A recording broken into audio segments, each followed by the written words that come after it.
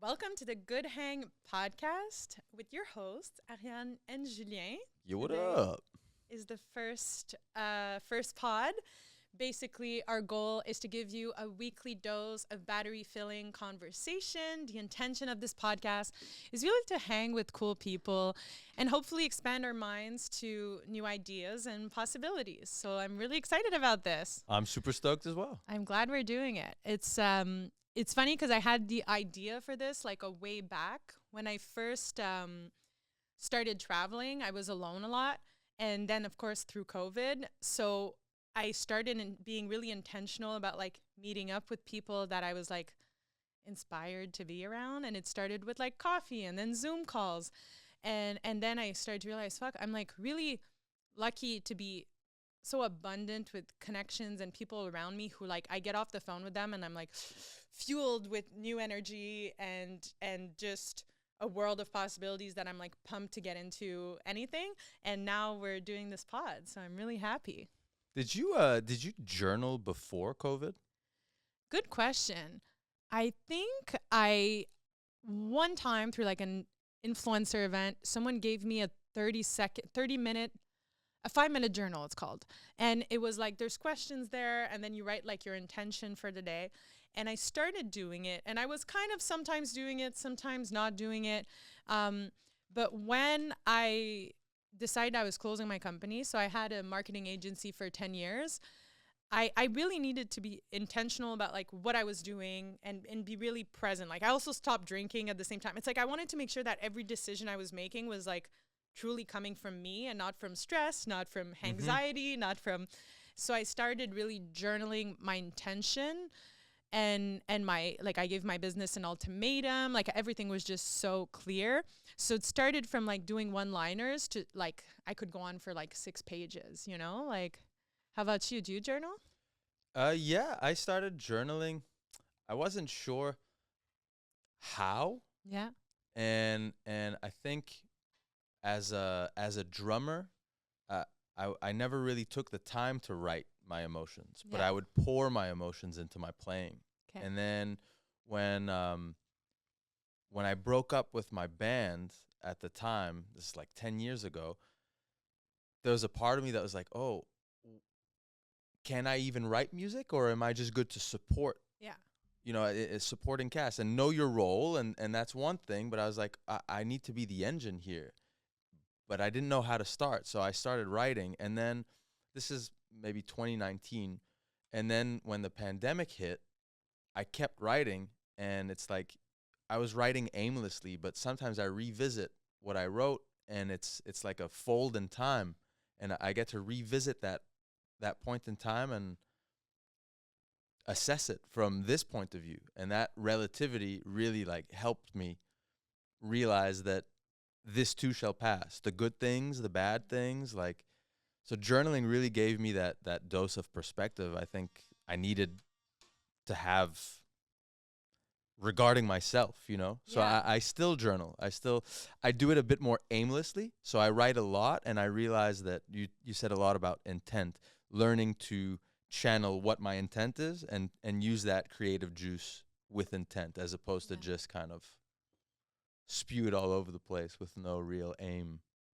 Well, I feel like intent is such an interesting word because it's speaking out loud what it is that you want. And I think there's a lot of fear around that because it's like, who do you think you are to get what you want and things like that. And I feel like for me, I feel like my 20s was a lot of me like falling into things and then being like, oh, I'm lucky I created $2 million businesses, but it's not luck. Like, it's like everything, I worked really hard and I made it happen. But I don't feel like I was like, oh, social media is my passion, or I was like very specific about where I was going. I was just kind of like taking what I could and making something with it.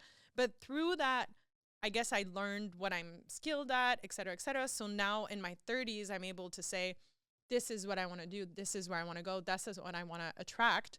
And the only work that I have to do is to match that level of energy of the thing that I want to attract. And I Mm-hmm. feel like through journaling, if I think of like 3 years ago, where I saw myself was so far, like it would feel like a dream to have done certain things that I've done now. So getting to look back at that is really magical. But I think I have a lot of intent also. Like I'm as specific as like, this is what I would like this month. And I'm like, thank you for finding me a podcast studio for my podcast idea. And thank you for finding me a podcast guest. And now I know what I'm going to look in January, what I've had written and be like, yo, I fucking crushed it. But at the same time, I don't put that much pressure on the things happening or not. But I'm really like, it forces me to be like, I want this and I deserve this. And then to do what I can to make it happen. That's interesting. Yeah. I mean, intent, yeah. I think to bring it back to we spoke, because this is not the first time we've met. No. We've spoken about music and how with drums the confidence you need to have to play drums. I think it comes with that intent. You need to know what it is that you're doing and not be afraid to make a mistake, even though in drumming, if you do make a mistake, it's like there's a lot of pressure on that position. It's almost like being a goalkeeper. If you make I equate drumming to being a goalkeeper, because it's like you could be on a team and you're playing really well, but let's say your defense lets you down and you let in a goal. It's your fault. You were the last line of defense. You should have done something. And maybe that's my interpretation of that position, but it's like it's a very high pressure position, I find, to be a drummer. And I'm not saying that it's not a high pressure position to be the singer. I learned with Sash, my bandmate, like that's a lot of pressure to remember words, engage with the crowd, not look down too much at what's going on. You have to abandon, recklessly self-abandon, but at the same time be self-confident in yourself. I forget where I was going with this. No, I think that's, well, it's interesting because it gets me to a question I wanted to ask you is like, who were you? Okay, let me get back. So on my way here, I took the subway and it's like 3 p.m. So it's like prime time teenager vibes, you know? And nothing makes me more anxious than being surrounded with teenagers. Like, of course, there's the like, oh my God, like, I hope they think I look cool. Like, which they don't give a shit. Like, they're like, no, that's a lady, like, madame. Like, you know, like, no, they're not thinking about me at all. But then when I stop thinking about that and kind of look at what's happening, it's so interesting. Like, I was in the subway and like, I can tell the girl is looking up at the group in front and there's just so much energy moving around. And it's not so much like they make me anxious, like they're going to rob me or some shit. Like, it's like their energy is so full of anxiety. Like, you see another face, like they're stressed. Yeah. Like they're so stressed. Teenage angst. And it brings me back to like kind of feeling that, where I'm like, do my friends really like me? Like, what am I, like, where am I going? Where is this? Am I on the right path? Am I, like, it's just anxiety. And I see it in their eyes and I see in their interaction, how they look at each other. And it made me bring myself back to that part of my life. And now I'm curious to ask you, what about who you were as a child or a teenager now makes sense with who you are today? Like, I think I had different phases like everyone, but I mean, as a kid, I was described as a very turbulent child.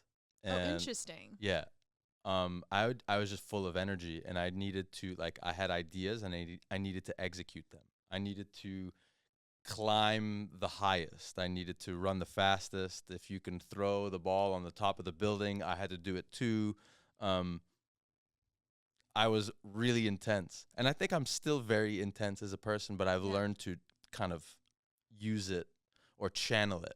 So I was really turbulent as a kid, and then in high school, and I went to school with nuns. You're still turbulent now, so that's what you're like, I guess same. I was always, I still am, but yeah.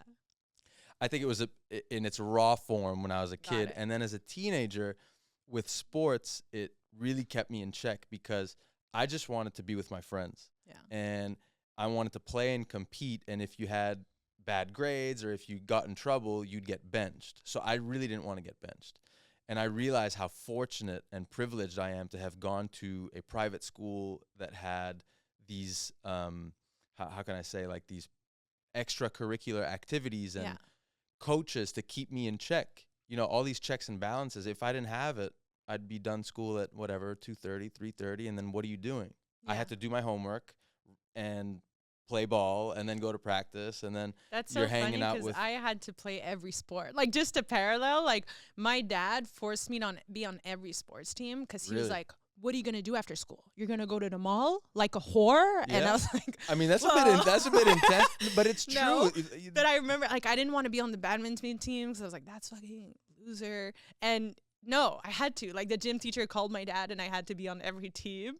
But you're right. It's like it was that structure was really beneficial. And I find that back to the whole channeling of the energy, Yeah. it really taught me like, hey, you have a surplus of energy. If you don't do anything about it, it's gonna get the best of you. Right. It's gonna cloud your judgment and just make your life harder. But that took some time. So I went from turbulent to, I wouldn't say I wasn't focused. I think I was just happy go lucky. Okay. I didn't really think of it. And then my 20s was hard. My mom died when I was 20, and I think that, and she got diagnosed with cancer when I was 14. So I think I went from like turbulent and feeling at least understood by my mom to then at 14, from 14 to 20, she went from being sick to dying. I think it gave me kind of an existential twist where nothing mattered really. I was like, what's the point of being good at school or going to career day when everything could just be pulled from under you? Like there's no Absolutely. point to it. But that's not a sustainable point of view. And like I think that drove me to pretty deep sadness, you know, but grief is really deep. It's really intense. But I think getting out of that and learning all those different facets of myself from when I was a kid, you learn to understand yourself. And grief has a way, I think, of really shining a light on those aspects of you. So, who am I now? I think I'm just a regular dude trying to be the best that he can be. Yeah. Well, I think it's interesting because you said it's like at one point you lost the sense of purpose. Mm-hmm. And I think, you say that you had a very specific situation that it was the sadness that made you feel this way, but sometimes it could be like seeing your parent lose their job that felt so secure, or like, Absolutely. or even being an adult and going for the career that you always thought was going to be safe, and then the rug's going to be pulled Mm-hmm. from under you, and then you have to like face it and then find your purpose again. And I think that it seems through all this work that you've been doing, have found it in being a creative, and then your purpose is to share this energy that you have with everybody through your music. I think so. I think, well, connection is something that connects both of us. Yeah. Like, I find that in sharing my experience, I realize that other people have lived the same experience. Right. And the happy ones, the sad ones, like, but you don't know until you share it. That's true. So I think by forcing myself to face myself and to then make myself vulnerable enough to communicate it, it ends up making me feel less lonely. Mm-hmm. And I think for sure drumming or music in general has helped me kind of discover that facet of myself. But I realized too, and it's like, it seems really heavy to speak about grief, but at the same time, like, we grieve the person that we were, we grieve the friendships that we've lost, and to better, I think, move forward, you know, and see what did we learn and what can we apply and what can we do differently. Yeah. Yeah. And I have another question, more like, so you say you were like a turbulent child, okay? and so there's this little rebel side of you. But is there times in your life where you've been like in the normal like society, like as a grown up, and then this rebel side of you like comes out? Like, Well, I mean, here, when I was in 3rd grade, we went apple picking. okay. And when we got back on the bus, we're on the highway and the window was open. And I was like, I wonder if I could hit these, like the on-ramp signs. Yeah. And throw an apple out the window and hit one of these signs. And I did. I threw it out the window and it hit. And I was super happy. And I got suspended. And I'm like in 3rd grade and my mom was mortified and my dad was like just shaking his head. And I guess that rebel side, I knew from an early age that I had to learn to keep that in check. Okay. As an adult, my rebel side. Like, you ever been in an office situation or something and you're just like, I'm not like those people, or like something? I realize that, well, I don't feel like I'm like anybody else, but I realize nobody's like anybody. Everybody's different. That's a new realization for me. Always trying to fit in or trying to figure out, like, how do I fit in? But then you realize everyone's trying to fit in to what? Like, to what someone else thinks that. I'm like, no, what do I think is cool? What do I like? Yeah. And I think that's, well, it's a journey. It's funny that you say it, because I was thinking of my examples, and I have one from when I was younger. So when I was younger, I was a lot in like the people pleasing, people following. Like, honestly, like if your friend jumps off a bridge, are you gonna jump off? Yeah, absolutely. Yeah. Like 100%. And even to the point where, like, I have a specific memory when we're at Bishop's.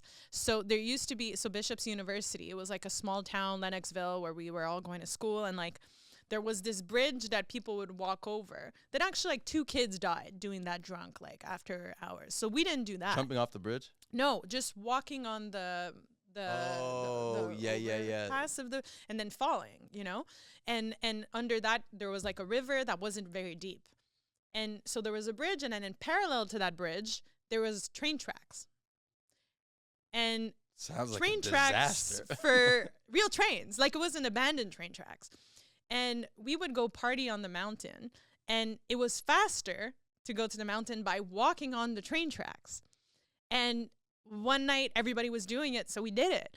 And like 5 seconds after we got off, maybe 5 minutes, a train came.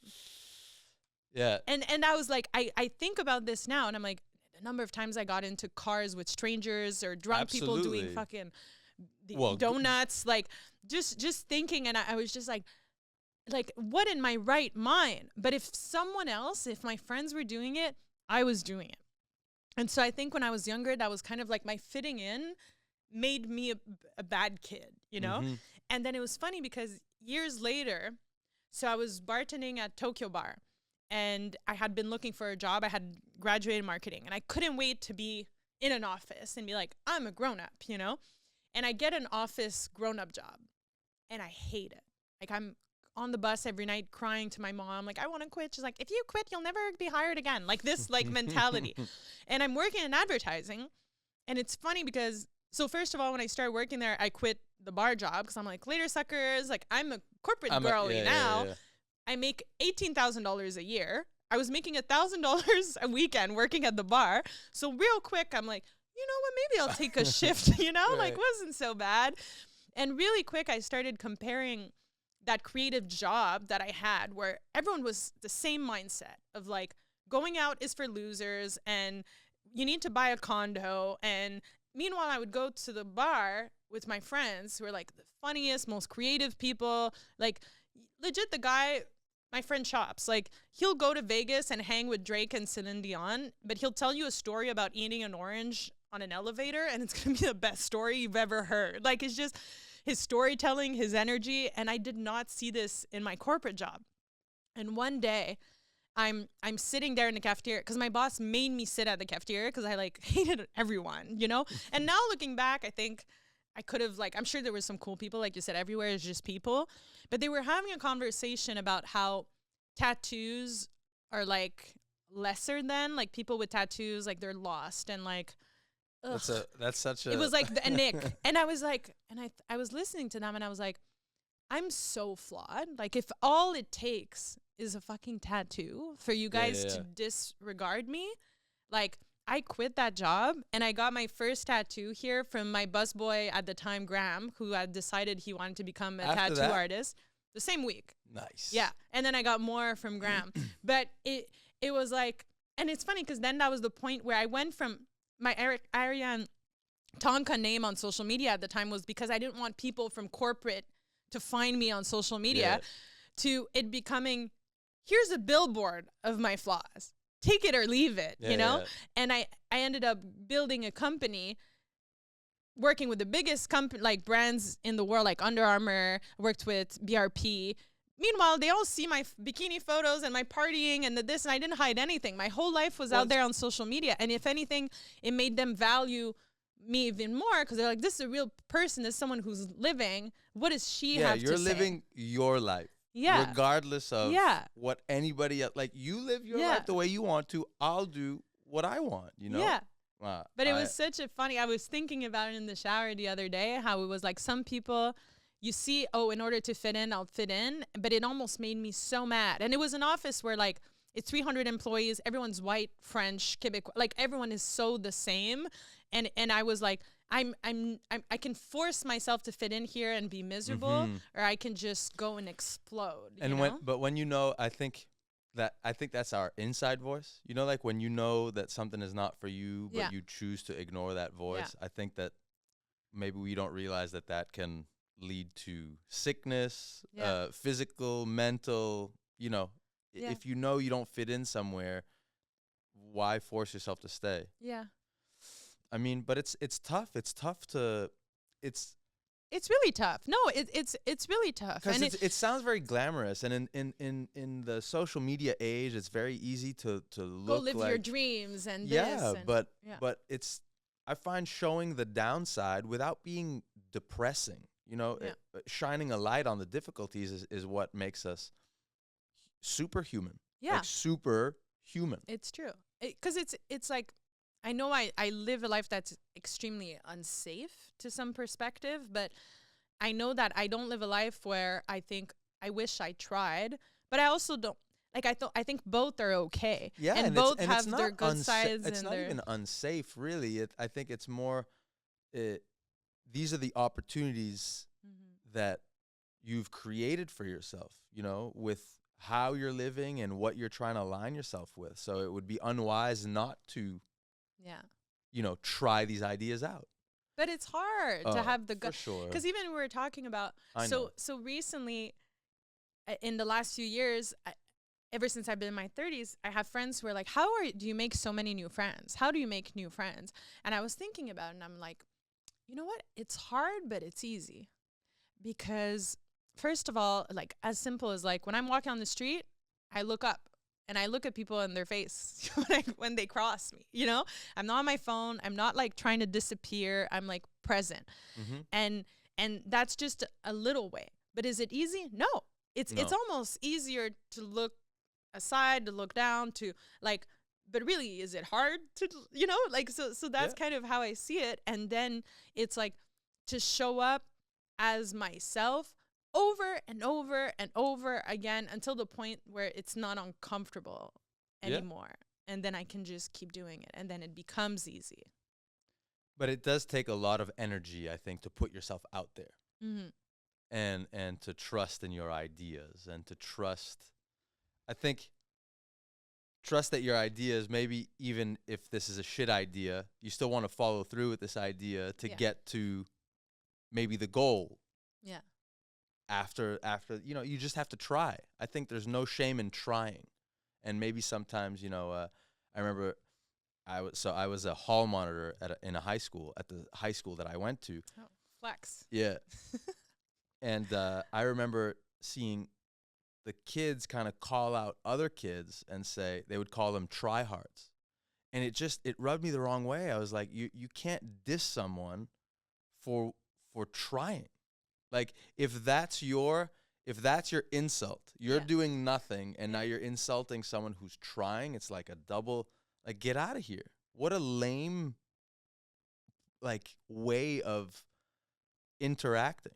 But you have to sift through that, and I think that's their pain. You know, you can't. But that's hard, and it's funny because you're saying this now, and like, I still feel like I have shadow around trying because I can't help myself. Like I feel like so you can't help yourself from going for it. Like I can't. It's like explodes in me if I want to do something. Like you know, whether it's a silly video, whether I'm like, I just have to do it. And sometimes I'm like, why do you need, like, I'm like, why do you need so much attention? Why? And I'm like, well, I'm not actually doing it for attention. I'm doing it because I have this idea and I want to see it. But I myself judge myself for trying because around me, I have people that I look up to that they're all trying, you know, like, and if anything, if I think of, wait, who do I admire? They're all going for it. So then I'm like, absolutely perfect. But then I have so many people around me who don't, that I'll look, oh, they see my stories and stuff and they haven't posted in 5 years. And I judge myself. And I have this idea in my head that they see me trying and they go, look at her. Meanwhile, like, I don't even think they think that. But like you said, because of maybe those voices from the cafeteria, from this, or from hearing, I don't know, maybe it's my parents, maybe it's, I've overheard that at one point in my life, that then it connected me that people who try are embarrassing. Well, I think it's embarrassing if you go through life without trying. Like, it's really as simple as that. And I think by opening up, I mean, we became friends through just shooting ideas. Yeah. Just shooting ideas. And it's like, there's no reason why, we've crossed paths 1,000 times through different groups of friends and different people, blah, blah, blah, but at some point it's just like, oh, you want to go for coffee? Yeah. You want to just talk 3 hours about different ideas, and maybe we'll do them, maybe we won't. Walk away feeling like, wow, that was nice. Yes. But that's funny. It's full circle of this podcast is like the battery filling conversation where sometimes, like the first time we sat down together was maybe like 4 years ago. Then we talked about me working with your band. Like we tried different things, but sometimes that conversation, you guys will never work together. But that day, that fuel that we had from that led to us going probably a little extra hard on so many other projects. 100%. And that, to me, that's just like so I cool. owe a lot to all those conversations that we had in order, you know, for me to get over my fear of trying, you know, and just I'm doing it anyway. But then sometimes you look up and you're going like, am I crazy? Like, what am I doing? And then you look at other people and you're like, oh no, these people are crazy too. But that's where I feel like which crazies do I want to be friends with? Is that I'm so surrounded with people that are putting themselves out there that it just feeds me so much. But I know that not everybody has this opportunity. So I'm like, oh, I wish I could show you, you know, because I want to introduce you to people who are doing it, because there's a world of possibilities out there. And if you're limited by the 10 people who are around you who maybe live a very similar mindset, it's hard to be like, it doesn't have to be this way, you know? Absolutely. No, I knew that we were going to do this at some point. Yeah. You know, So question that I plan on asking our guests that I'd like to ask you today is, what do you want to attract for yourself in the next year? What do I want to attract for myself? Or in your life? Yeah. I think peace of mind in the sense that I think the voice in my head sometimes gets out of hand, and I'm learning to kind of befriend that voice and be like, hey, little guy, it's okay. Those big feelings are okay. But now we can like put them aside and go to something else, you know? So I think peace of mind is something that I'm working very hard on. And just love and connection and feeling good and facing myself. You know, I want to attract just that energy of being, you know, standing in my own truth and feeling validated by myself, you know. But that's a hell of a journey. No, but I love that. What about you? What are you looking to attract? I'm looking to attract really bonding moments with people that I love, like being really present in those moments, and to bring ideas to life, like to just connect with the right people, see the things, just a lot of collaboration, teamwork, and togetherness, bringing just our crazy ideas to life. That's what I'd like to. Well, we're here, so good start. Yeah, great start. Perfect. Yeah. Well, great first episode. Yeah, good hang. Woo. Great hang. Good hang. Yeah. I'm Thank not you. nervous. You're nervous. I'm not nervous. Thank you.